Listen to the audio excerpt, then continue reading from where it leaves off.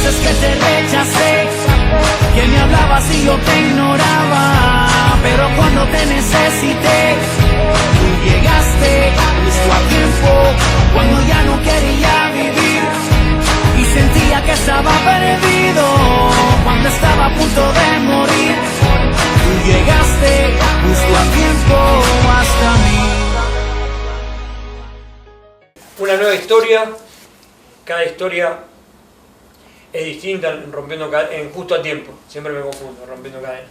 Bueno, Justo a Tiempo, un lugar de prevención, siempre eso lo aclaramos porque es la temática, para el que está mirando que si no probó el consumo no lo pruebe, y si lo probó, que se puede salir de cualquier situación. Bienvenido, Gustavo. Gracias, Mario. Justo a tiempo llegaste. Gracias por la invitación. Mirá, nosotros siempre queremos que nadie cayó en un porro, en la cocaína, en la escama o cualquiera sea en la ludopatía. Siempre hubo un origen, una raíz.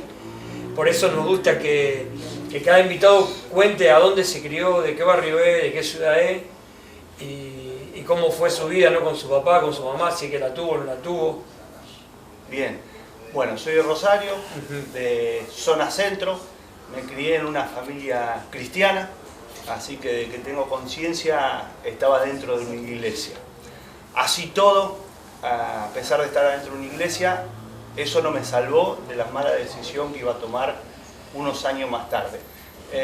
Mi papá, a causa de que su padre se muere de muy joven, empezó a trabajar para mantener a la madre y a la hermana. Así que cuando aparecí yo, ya tenía como ese modo de vida de trabajar, y trabajar mucho. Trabajaba 16 horas por día. 17. ¿En qué trabajaba? Trabajaba en Telecom y tenía un buffet en una escuela, en la Técnica 7. Y lo conocen como el famoso ruso. Bueno, a raíz de eso hubo faltante de tiempo paterno, que ahora conociendo un poco de este lado y viendo muchos casos, que es un común denominador, que cuando hay falta de tiempo, falta de disciplina, falta de límite y falta de acompañamiento, no se desarrolla la identidad, sea tanto en el varón como en la mujer. Y adentro de la identidad se encuentra la autoestima, el valor personal que tenemos cada uno de nosotros mismos. Y adentro de eso está la inseguridad, están los miedos. Así que bueno, gracias a Dios que me crié en un ambiente donde me sembraron palabra de vida que, como vos dijiste al principio, llegó justo a tiempo. Porque si no era una palabra que venía de parte del cielo que me habían sembrado de niño, no había nadie que me salve porque no había nadie que me convenza. Así que bueno, mi infancia no fue una infancia mala, porque a pesar de eso mi padre fue un padre bueno. Mi madre hizo quizá por momentos de padre y de madre, cosa que... ¿Hubo separación? No hubo separación, no hubo separación. Como dije antes, hubo quizás poco tiempo. Padre ausente se dice ahora. Padre ausente. En mi caso es como el de los mejores de los casos, porque a veces escuchamos casos de que el padre no estuvo, se fue, lo abandonó, se murió. No, y digo padre ausente porque también vos ahí, sin querer queriendo, dijo el chavo, deja un mensaje para los padres que hoy van a estar escuchando, porque van a entrar muchas familias, tu historia, de que no solamente es el trabajo, lo económico, uno sabe que se necesita para la mantención, ¿no?, de la casa, de la familia, de los hijos que vayan a la escuela, pero también lo que mucho se necesita, que hoy nosotros se lo podemos enseñar, que en ese tiempo no se lo enseñó a nuestros padres, es hacer padres presentes, ¿no? Ya que tienen la oportunidad. Lo que necesita el hijo, la hija, tiempo. Tiempo, acompañamiento, abrazo, límite y disciplina. Porque todos nacemos con una naturaleza pecaminosa, caída, y somos rebeldes. Pero cuando hay falta de ese acompañamiento, se duplica la rebeldía. Por eso el adicto es un rebelde doblemente, sin causa. No tiene límite ni disciplina. A la hora que uno lo quiere corregir, cuando ya entra en la adolescencia, ya es imposible porque ya en las etapas tempranas no se gestionó ese límite, esa disciplina, y no se construyó esa identidad básica para la que la persona puede decir no, esto no y esto sí. O sea que termina siendo barrilete. Así que yo estuve en la iglesia hasta los 12, 13 años, pero como el contexto que me manejaba era ya en el año del 80 al 92, tengo 45 años, todo era del diablo. Y era una cosa errónea. Entonces yo vivía en un contexto donde muchas cosas no podía hablar, que ese es el principio de la adicción. No hablar cómo reacciono a todas las situaciones externas que me pasan. Carencias, faltantes, necesidades, vacíos, errores que puedo haber cometido. En vez de ponerlo en palabra, me negaba a decirlo, y otras veces, porque muchas veces uno no tiene la capacidad ni la herramienta para poder afrontar lo que sucede, el cerebro, ¿qué hace con un incidente que no lo puede afrontar ni tiene la herramienta? Lo guarda en un lugar inconsciente, que es el famoso llamado trauma. Entonces muchas situaciones fueron guardadas dentro de mi inconsciente, y situaciones como el ser una persona de una autoestima baja, de tener inseguridad, de tener un vacío muy grande en mi corazón, sí eran evidentes. Y esas causas fueron las que activaron en mí el deseo al consumo. ¿A qué edad? A los 12 años empecé con el consumo que mucha gente, y siempre se normalizó, que es el cigarrillo y el alcohol. Y ya más de grande empecé con lo que es marihuana, cocaína, ácido, éxtasis y todo lo que se me encontraba por el camino. Obviamente que también el alcohol acompañaba, y fármacos. Entonces empecé con un uso, y como sabemos esa es la puerta para generar la patología de lo que es la adicción, porque hoy la Organización Mundial de la Salud habla del nivel 3, que es la dependencia como una patología, como una enfermedad, que muchas veces las personas que desconocen y quieren abordar a una persona que está en este nivel de consumo de dependencia, que para que lo entienda es la persona que consume todos los días durante una cantidad determinada de tiempo y tiene la voluntad subyugada. O sea, no decide lo que quiere hacer, sino que el deseo al consumo se activa por sí solo. Entonces, a ese punto llegué progresivamente. Cuando me encontré en ese punto, fue en el momento que me empecé a dar cuenta que tenía un impacto a nivel psicológico, como estados depresivos, como estados de persecución, como estados de pánico, pero también me encontré el impacto de lo espiritual, donde hay una voz que me decía, no serví para nada, matate. Que muchas veces muchos chicos escuchan esa voz en un punto donde se encuentran en el pozo de la desesperación, como se encontraba David en un momento que se había equivocado y había pecado. Pero bueno, gracias a Dios, porque ese salmo, que el Salmo 40 dice que Dios lo sacó del pozo de la desesperación, del lodo cenagoso, y puso sus pies sobre peña, enderezó sus pasos y puso cántico nuevo. Eso fue el final de todo un proceso. Pero ese proceso que empieza en un consumo, que yo ya te lo digo, que voy en contra del consumo problemático, porque para mí todos los consumos terminan en problemas, son todo consumo problemático. Estoy de acuerdo. Hasta el cigarrillo y las drogas que son legales. En un momento, bueno, uno empieza fumándose una tuca, un porro, 10 porros, 5 gramos, 3 gramos, todo lo que pueda consumir, como dijiste vos, todo consumo venía bien en ese momento. Pero vos también venías trayendo una vida paralela, porque por lo que sé te gusta el deporte. Sí, de muy chico jugué al fútbol, a partir de los 10 años, y después me introducí en el básquet. Así que paralelo jugaba al básquet, y después empezó con lo que era el deporte del boxeo, pero no llegué a ser amateur, no seguí la carrera porque ya estaba introducido en el medio del consumo. Pero también hacía una vida paralela porque yo era parte de una congregación y tocaba en la alabanza. Qué loco. Pero como pasa en muchísimas iglesias, no solamente en una iglesia, sino dentro de una casa, la persona se aísla. ¿Cómo se aísla? Un adicto, se calla, que es el principio de toda adicción. Que no solamente es callar, no hablar, sino es esclavitud. En los tiempos antiguos los esclavos no tenían ni arte ni parte. No podían decir lo que pasaba. Y esto tiene que ver con un contexto que no te permite expresar lo que te está pasando internamente. Yo siempre digo que no se trata de lo que pasó, de lo que me hicieron y lo que me van a hacer, sino de cómo nosotros reaccionamos a todo eso. Porque mi familia somos dos y mi hermano tuvo acontecimientos iguales, pero no decidió consumir. Y en Hay Salida llegan personas que tienen otros hermanos y con las mismas situaciones, con la misma faltante, carencia y pérdida, y la persona no decidió consumir, sino que quizás decidió poner en palabra lo que pasaba, y eso lo libró de tener que depender de una sustancia o de una conducta adictiva para poder anestesiar todo ese dolor y generar la tan famosa dopamina a grandes niveles, que después ahí empieza el ciclo de adicción. Así que el deporte te acompañaba, no sé si seguías estudiando o tuviste que dejar el estudio. Sí, seguí estudiando, seguí haciendo deporte, obviamente que eso fue mermando y fue quedando un costado. La secundaria me llevé todas las materias, terminé en un EMPA, después la rendí de más grande. Sí había empezado un curso de cocina, pero dejaba todo. No podía sostener nada. No tenía constancia y quizás las metas y los objetivos siempre me quedaban por la mitad. Por eso yo te dije que no hay ningún consumo que no sea problemático. Hoy que tengo que hacer abordaje en distintas familias, como sabemos que el consumo atraviesa todo nivel social, bueno económicamente, malo económicamente, radical, peronista, de cualquier partido político, quiebra todo, destruye todo, ¿no es cierto? También destruye la familia que acompaña a un adicto si no tiene las herramientas. Ahora hay un montón de gente que gracias a Dios se está ocupando, como hay salida, que explicamos que, bueno, acá estuvo el pastor, sí, ¿no?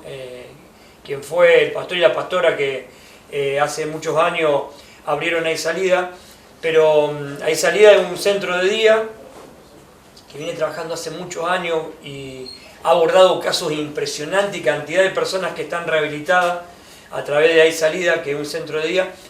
Pero ese consumo problemático, ¿cuándo lo lograste entender? Y porque viste que a mí me dicen, por ejemplo, con 20 gramos de cocaína, a mí me decían, ¿querés ayuda?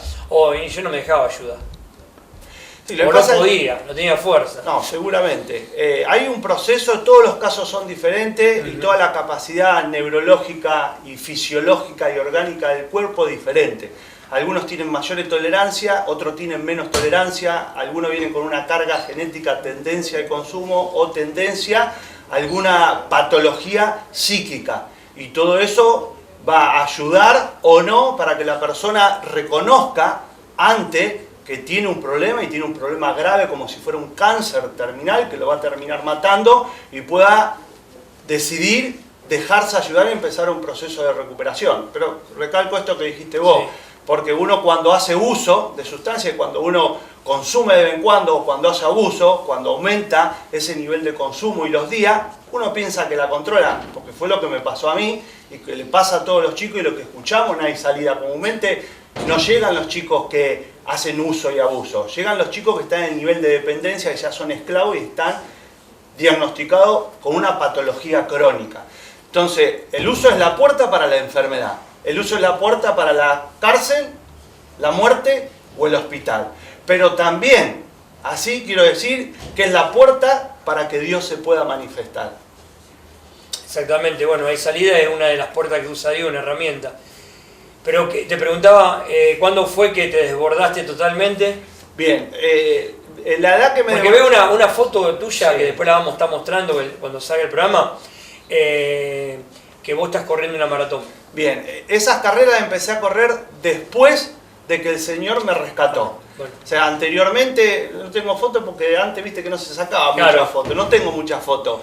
Pero lo agravado fue entre los 20 y los 29, que ahí yo llegué al punto máximo de que consumía todos los días, todo el tiempo, como respiraba, consumía. Entonces, al cabo de unos años, eso, como dije antes al principio, me empezó a afectar toda la parte psíquica, la parte orgánica, porque sentía que me iban a explotar algunas, yo le decía así, algunas mangueras. Siento como que hay una manguera que me pasa un líquido, hace... Consumo masivo de cocaína. Consumo masivo de cocaína, de alcohol y de pastillas y de todo lo que encontraba. Era como unos hormigueros, ¿viste? Como va con las hormigas. Claro. Bueno, así. Entonces, en ese punto fue que me encontré que tenía un grave problema y fue en ese punto, creo que, ponerle que fuera a los 27 años y medio, que hablé con mi familia, ya se había empezado a dar cuenta y le dije, miren, tengo un problema, me pasa esto. Y después hubo todo un proceso hasta que realmente hubo ese cambio, en mi caso particular, totalmente radical, que tiene que ver principalmente con una búsqueda. O sea, muchos buscan un milagro, pero la búsqueda es el que deriva en el milagro. La Biblia dice que Dios dice, me buscaréis y me hallaréis porque me buscaréis de todo vuestro corazón. Y una de las cosas que nosotros le decimos a los chicos es que no dejen de perseverar en la búsqueda. Porque sabemos que esto, para que uno pueda tener un cambio, tiene que haber perseverancia, tiene que haber determinación. Parece que me sacaste el pensamiento, te estaba por dar algún, ¿no es cierto?, meterme en la conversación y decir la perseverancia, algo que muchos no tienen en cuenta. Porque como decís vos, yo conozco gente que Dios ha hecho un milagro y de un día para otro lo dejó. Pero la perseverancia en un tratamiento también cuenta. Claro, lo mío, mi enfoque, porque al principio yo te hablé que nací en una familia cristiana. Entonces, también dije que la palabra que me habían sembrado, y esto es promesa, por eso la Biblia es tan importante para sembrar en las personas, porque son palabras que cobran vida, más allá de lo que las personas puedan o dejen de hacer. Entonces la Biblia dice, instruye al niño cuando chico y aun cuando grande no se apartará de él. A mí me habían enseñado que había alguien que había dado la vida por mí para darme una nueva vida. Y yo no buscaba que Dios me sane de mi enfermedad. Yo buscaba a Dios. Yo le decía a Jesús que entre a mi corazón y que sea mi dueño, y en los ambientes que andaba a todo el mundo le decía que cuando entre Cristo en mi vida va a cambiar. Y se reían todos, ¿no, Gustavito? Eso no va a pasar, me decían, porque el nivel de consumo que tenía y las cosas que decía, parece que yo tenía un delirio místico. Pero conforme a lo que estaba escrito, creí, por tanto hablaba. Estaba haciendo una declaración que años después se cumpliría de una forma radical que impactaría al lugar que me internaron, a familiares, a congregaciones y a todos los que me rodeaban. ¿Cómo fue? ¿Te internaste? ¿Te internaron en un centro de rehabilitación? ¿Cómo fue el cambio? Bueno, como dije recién, tuve un proceso de 1 año y medio de búsqueda donde me querían llevar a una congregación o me hablaban pastores. Sí. Algunos escuchaba, otros no, y vuelvo a repetir lo que tiene que ver con la perseverancia. Tengo un primo que se llama Jorge Ferlito, que vive en Santa Teresa y que tiene una iglesia ahí, ya que está Lo Paso. Sí, lo conozco. Sí, es mi primo. Y cuando lloraba y estaba quebrado y estaba en esos pozos que no veía la salida, él me decía, el que busca encuentra, el que busca encuentra, el que busca encuentra. Mateo 7:8, si a alguno le interesa. Y él lo va a estar viendo, el pastor, porque siempre me manda mensajes. Mirá. Glorioso. Bueno, el primo un grande me escuchó en un momento de que yo ya no tenía más sueño, que no veía la salida y que me encontraba en ese pozo de la desesperación, que no tenía ni fe ni esperanza. Así que Dios usó a hombres como él, a otros hombres. Así que hubo un tiempo de que no podía ir a la iglesia porque estaba muy oprimido.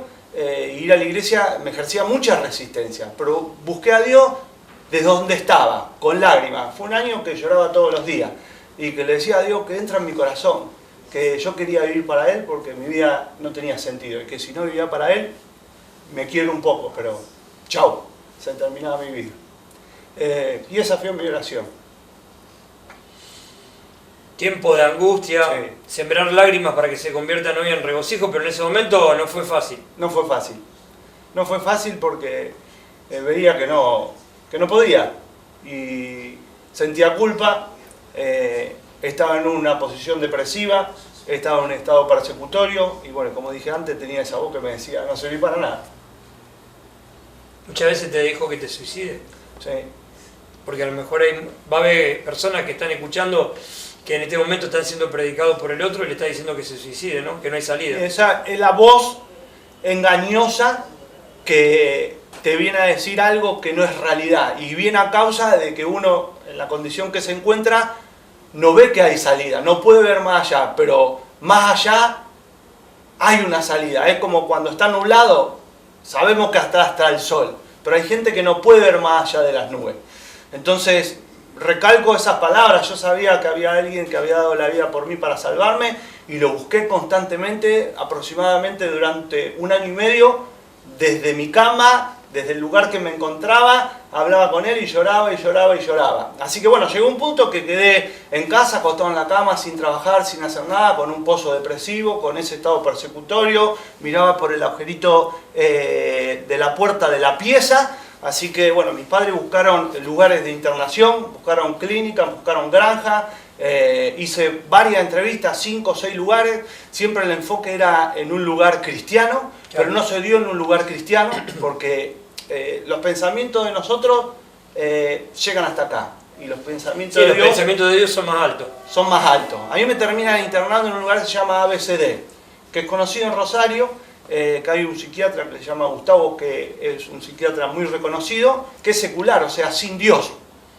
Así que me internaron en ese lugar. Mi diagnóstico, como dije antes, era de una persona con dependencia, diagnosticado como un enfermo crónico, que eso me golpeó acá porque yo no lo sabía, pero me golpeó, pero me direccionó, porque dije, chao, la ciencia no me da solución, pero yo en Cristo puedo dejar de ser un adicto en recuperación y puedo ser un hijo en proceso de santificación. En Cristo puedo ser una nueva criatura, Él me puede dar una nueva mente, y eso es lo que hizo que se me abra la esperanza y que tenga otras perspectivas. Y dejar de ser un adicto crónico. Claro, dejar de tener ese deseo que muchas veces mucha gente tiene y está con esos temores.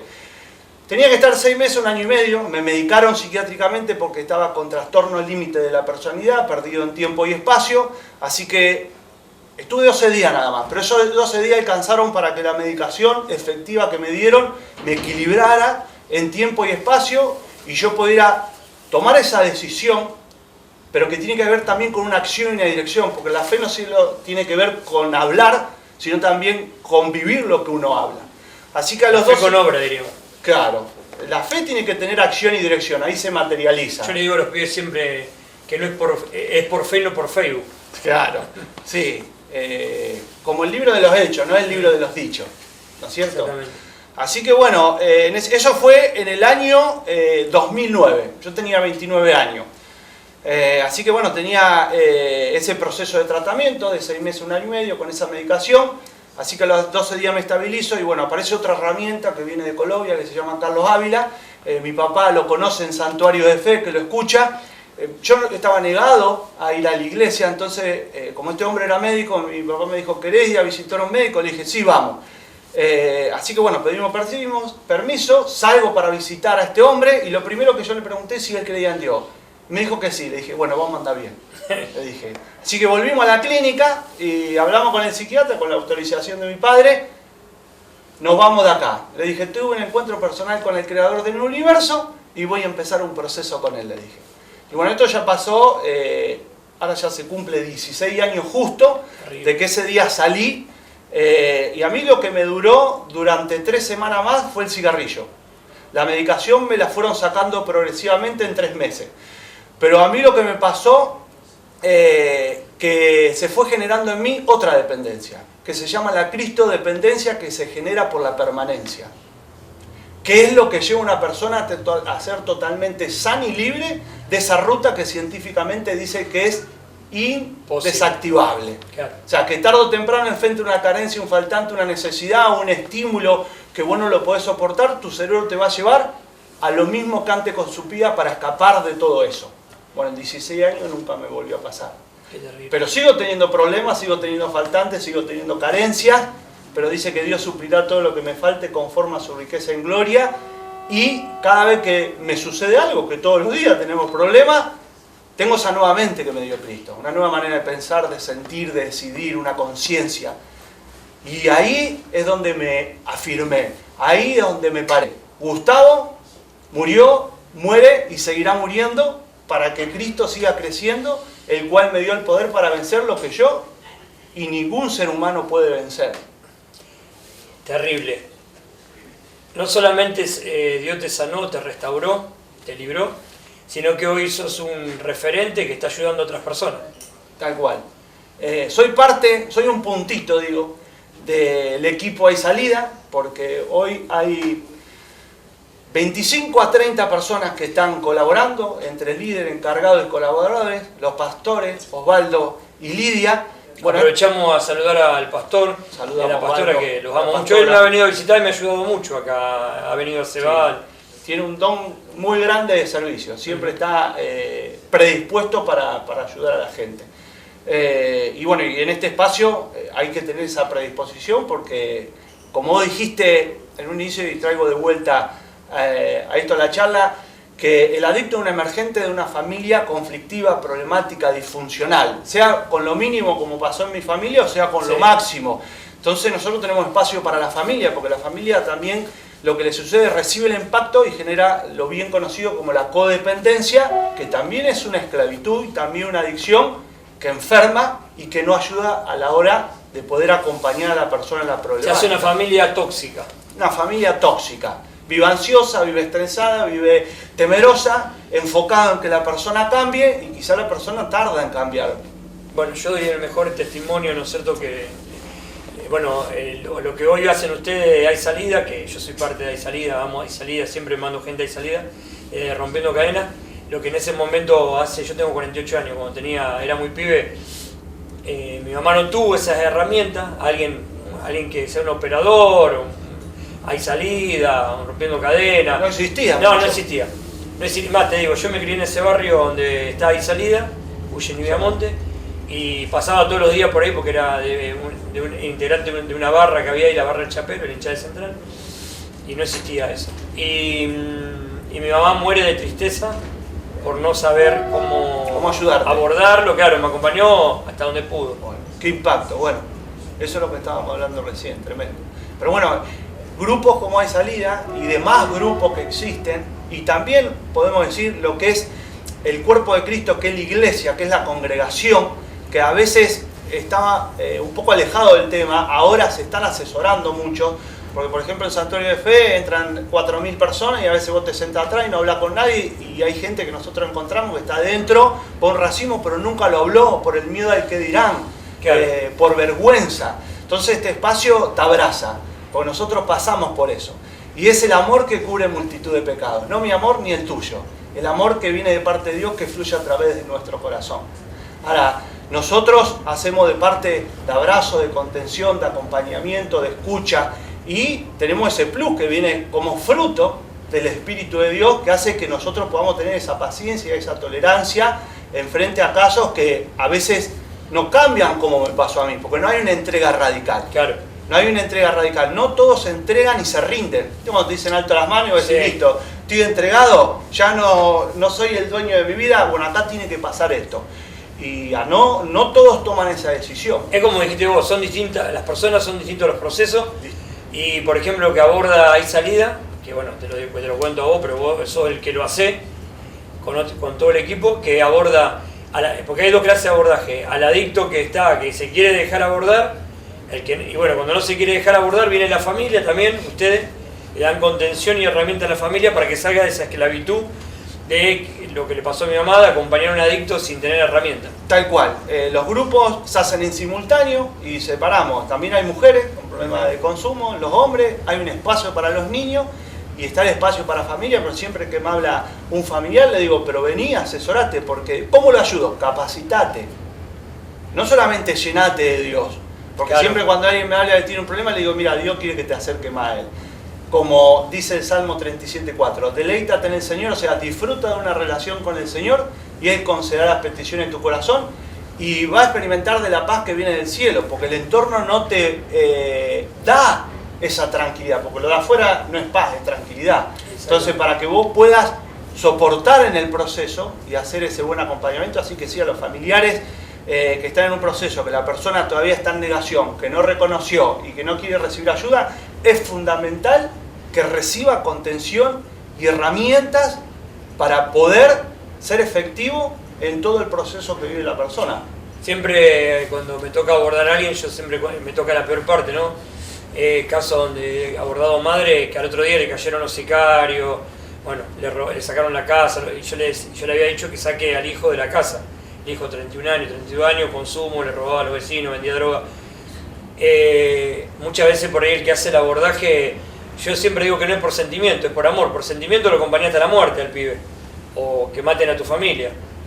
Y muchas veces el abordaje que hace Hay Salida, que es lo mismo que hace Rompiendo Cadenas, poniendo límites. Nosotros decimos que un no es un te amo, que un límite es un abrazo. Tal cual, como dije en mi inicio, la disciplina y el límite es parte del amor. Pero también tiene que estar ese anestesiante del amor. Claro. Porque muchas veces uno quiere corregir cuando está enojado, cuando tiene ira. Y eso hace un daño a la otra persona. Ahora, como vos dijiste, todo tiene un límite. Y hay cosas que se pueden permitir hasta un punto, y cuando pasan un punto y ya traen consecuencias a los otros integrantes de la familia, bueno, ahí es cuando ese límite se tiene que cumplir. Bueno, hoy hiciste una prevención. Más que tu historia de vida fue una prevención. ¿Algo que más quieras contar? ¿Algo que vos sientas que tenés que contar? Sí, quería agregar que esto no es una lucha contra la persona, porque muchas veces las personas que desconocen le dicen a la persona: deja de consumir, deja de fumar, deja de tomar alcohol. Y es lo mismo que a una persona se le diga que deje de tener cáncer. En el nivel que hablamos antes, la persona tiene la voluntad subyugada. Y esto es automático, o sea, no lo hace porque quiere, ya está controlado por el deseo del consumo. Entonces la lucha, si vamos a la Escritura, entendemos que no es contra la persona, sino es contra lo que oprime a la persona. No solamente la patología, sino que hay un problema espiritual. Porque esto nace de un problema espiritual, porque la separación que nosotros tenemos de Dios como Padre es lo que trae la raíz como la falta de identidad, que es un común denominador de toda persona que se inicia como consumidor, la falta de identidad. Lo que quiero agregar es qué significa la cristodependencia, porque dice, bueno, ¿qué es la cristodependencia? La cristodependencia se construye al igual o parecido que se construye la drogadependencia. Como inicia por una decisión, asimismo la cristodependencia empieza por una decisión de aceptar a Jesús como Señor y Salvador. Pero también, una vez que uno empieza a consumir a Cristo, eso genera unos estímulos en el alma, en el cerebro. Uno se va a sentir lleno de gozo, lleno de paz, lleno de esperanza. Y eso el cerebro te lo va a volver a pedir.